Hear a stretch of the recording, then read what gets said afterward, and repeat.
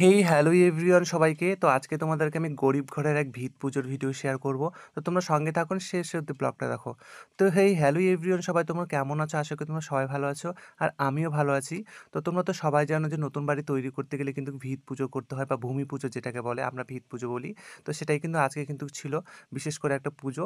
তো সেজন্য কিন্তু আমি সকাল, সকাল উঠেই কিন্তু মায়ের ঘরে চলে এসেছি দেখো। আর সবকিছু পূজার জোগাড় যন্ত্রণা, একটু ফল নিয়ে এসেছিলাম বাজার থেকে, কিছু মিষ্টি।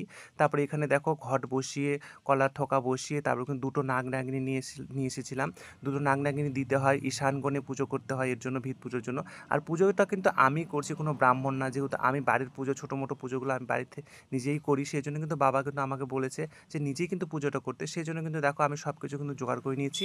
আর আমার বন্ধু সাগর ছিল, আমাকে কিছু, কিছু সাহায্য করেছিল পুজোর জোগাড় যন্ত্রণাতে। আর আমাকে আমার মাও কিন্তু সাহায্য করছিল। সবাই মিলে সাহায্য করছিল। তারপরেই কিন্তু আমি দেখো ভিত পুজো এখন করব ঈশান কোণে গিয়ে। দেখো আমাদের যেটা নতুন বাড়ি করছি আমরা, সেটা কিন্তু এটা ঈশান কোণ হয়। আর ঈশান কোণে গিয়েই কিন্তু পুজোগুলো করতে হয়, সমস্ত ধরনের শুভ কাজ ঈশান কোণে গিয়েই ভিত পুজোটা করতে হয় বা ভূমি পুজো করতে হয়। আর দেখো এখানে আমি ঈশান কোণে চলে এসেছি, আর এখানে কিন্তু ভূমি পুজো করছি। আর আমাদের বাড়িটা কিন্তু তৈরি হচ্ছে এখন নতুন করে, সেজন্য কিন্তু গর্ত করা হয়েছে। আর সেখানে কিন্তু গিয়ে নিচে নেমে কিন্তু আমি তারপরে কিন্তু পুজোটা করছি। তো অবশ্যই তোমরা জানাবে যে কমেন্টে যে তোমাদেরকে ভিডিওগুলো কেমন লাগছে। তো টাটা সবাইকে, নেক্সট ব্লগে তোমাদের সাথে আবার দেখা হচ্ছে। টাটা সবাইকে।